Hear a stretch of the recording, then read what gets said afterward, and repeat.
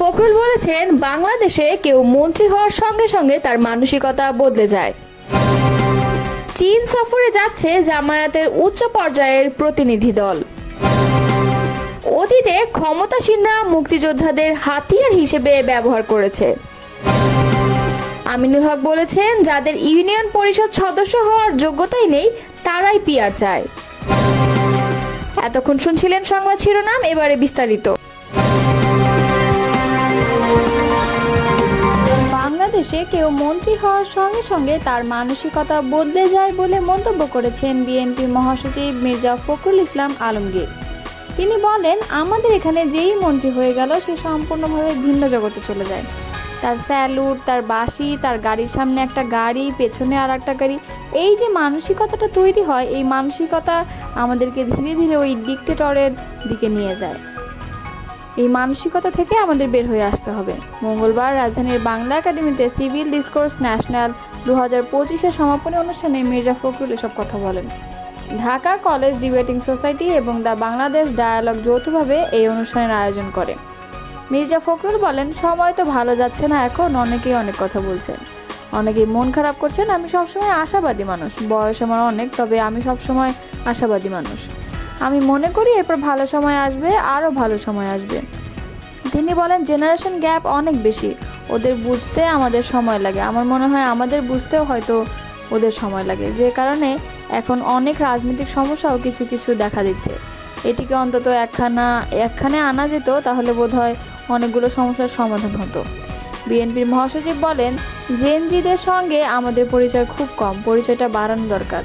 আবার ঢাকার চিন্তাভাবনার সঙ্গে ঠাকুরগাঁওয়ের চিন্তাভাবনা এক নয়, এই দূরত্ব মেটাতে হবে।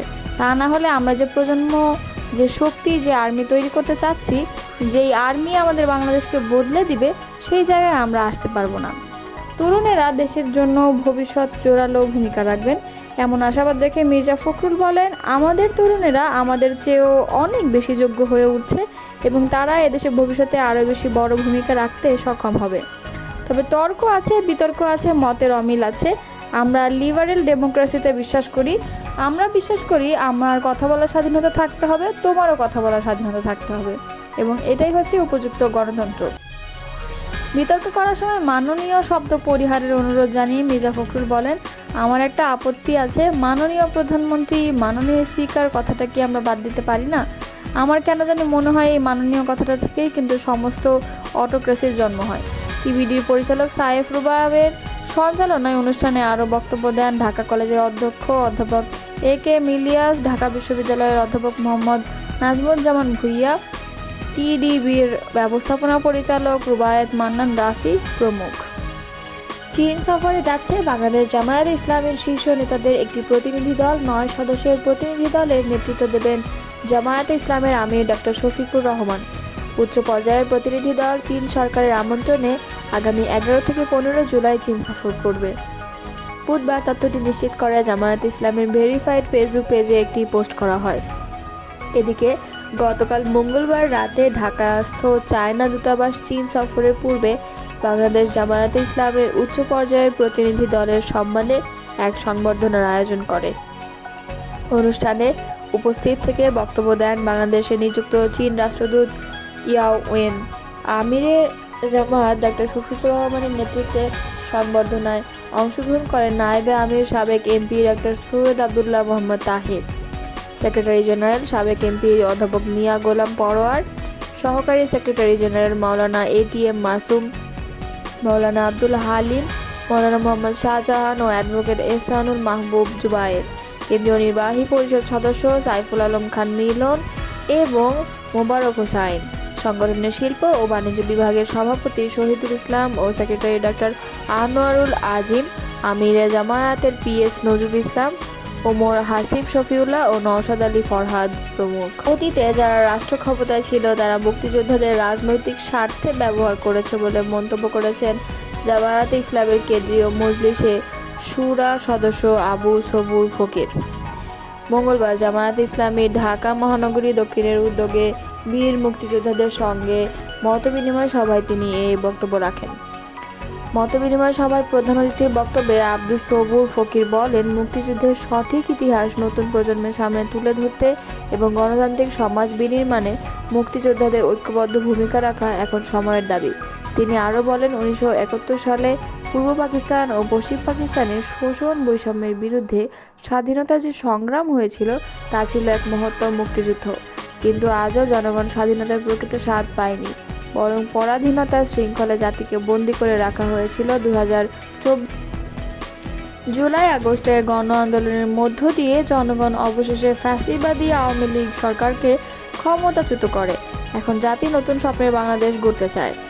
বীর মুক্তিযোদ্ধাদের উদ্দেশ্যে জামায়াতের এক কেন্দ্রীয় নেতা বলেন, আজকের প্রজন্মের জন্য আদর্শ হয়ে উঠতে আমাদের আবারও সামনে আসতে হবে। মুক্তিযুদ্ধের মূল চেতনা, ন্যায়, স্বাধীনতা ও জনগণের অধিকার প্রতিষ্ঠায় আপনাদের ভূমিকা এখন আরও বেশি প্রয়োজন।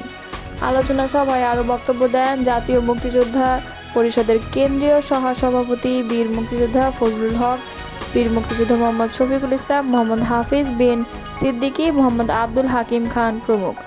সভা পরিচালনা করেন মহানগরী দক্ষিণ এর অফিস সেক্রেটারি কামরুল আহসান হাসান। অনুষ্ঠানে অন্যদের মধ্যে উপস্থিত ছিলেন বীর মুক্তিযোদ্ধা মোহাম্মদ আতিকুর রহমান, হাফেজ আহসানুল্লাহ, মোহাম্মদ শাহাবুদ্দিন, মোহাম্মদ ইয়াকুব আলী চৌধুরী, একরামুল হক, মোহাম্মদ আব্দুল সোবহান, সাব্বির আহমদ, গাজী আব্দুল জব্বার সহ আরও অনেকেই। বিএনপির কেন্দ্রীয় ক্রীড়া বিষয়ক সম্পাদক ও ঢাকা মহানগর উত্তর বিএনপির আহ্বায়ক আমিনুল হক বলেছেন, যাদের ইউনিয়ন পরিষদের সদস্য হওয়ার যোগ্যতা নেই তারাই এখন পিআর পদ্ধতির মাধ্যমে জাতীয় সংসদে যাওয়ার স্বপ্ন দেখছে। এই স্বপ্ন কখনো বাস্তবায়ন হবে না, কারণ এই পদ্ধতি বাংলাদেশের জনগণের মতামতের সাথে যায় না। মঙ্গলবার গুলশান থানা বিএনপির উদ্যোগে আয়োজিত সদস্য ফরম বিতরণ ও নবায়ন কর্মসূচির অনুষ্ঠানে প্রধান অতিথির বক্তব্যে তিনি এসব কথা বলেন। তিনি আরও বলেন, আপনি নিজেও জানবেন না কে হবেন আপনার সংসদ সদস্য। জনগণ কখনোই এমন একটি অগণতান্ত্রিক ও অস্বচ্ছ পদ্ধতি মেনে নেবে না। কিছু স্বার্থান্বেষী গোষ্ঠী ও নতুন রাজনৈতিক দল গণতান্ত্রিক ব্যবস্থাকে নস্যাৎ করে দিয়ে নির্বাচনকে প্রশ্নবিদ্ধ করতে ষড়যন্ত্রে লিপ্ত রয়েছে বলে দাবি করেন আমিনুল হক। তিনি বলেন, এই ষড়যন্ত্রকারী গোষ্ঠী যতই চেষ্টা করুক সফল হবে না।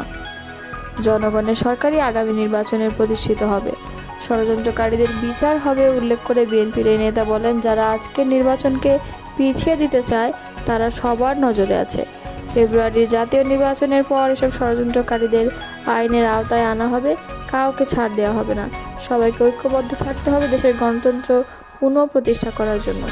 তারেক রহমানের নেতৃত্বেই গঠিত হবে নতুন বাংলাদেশ। মন্তব্য করে আমিনুল হক বলেন, গত 5 আগস্ট পতিত স্বৈরাচার সরকার পতনের পর আমরা স্বপ্ন দেখছি একটি শান্তিপূর্ণ, মানবিক ও সমৃদ্ধ বাংলাদেশ গড়ার।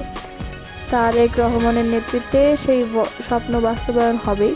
সুষ্ঠু নির্বাচনের মাধ্যমে একটি জবাবদিহিমূলক সরকার গঠন হবে, যা জনগণের কথা মতো চলবে। দলের সদস্য সংগ্রহ ও নবায়ন কার্যক্রম নিয়ে সতর্ক করে তিনি বলেন, কেউ যদি আওয়ামী লীগের দোসর বা সুবিধাবাদী সদস্যপদ নবায়ন করে তাহলে সেই দায়ভার সংশ্লিষ্ট সদস্য সংগ্রহকারীদেরকেই নিতে হবে। দল তার বিরুদ্ধে সাংগঠনিক ব্যবস্থা গ্রহণ করবে। এবং অনুষ্ঠানে আরও বক্তব্য রাখেন ঢাকা মহানগর উত্তর বিএনপির সদস্য সচিব মোহাম্মদ মোস্তফা জামান, বিএনপি নেতা কামাল জামান মোল্লা, ঢাকা মহানগর উত্তর বিএনপির যুগ্ম আহ্বায়ক এস.এম. জাহাঙ্গীর হোসেন, গুলশান থানা বিএনপির আহ্বায়ক এস.এম. মামুন, সিনিয়র যুগ্ম আহ্বায়ক মোহাম্মদ শাহজাহান কবির, মহানগর উত্তর বিএনপির সাবেক সিনিয়র যুগ্ম আহ্বায়ক আনোয়ারুজ্জামান আনোয়ার প্রমুখ।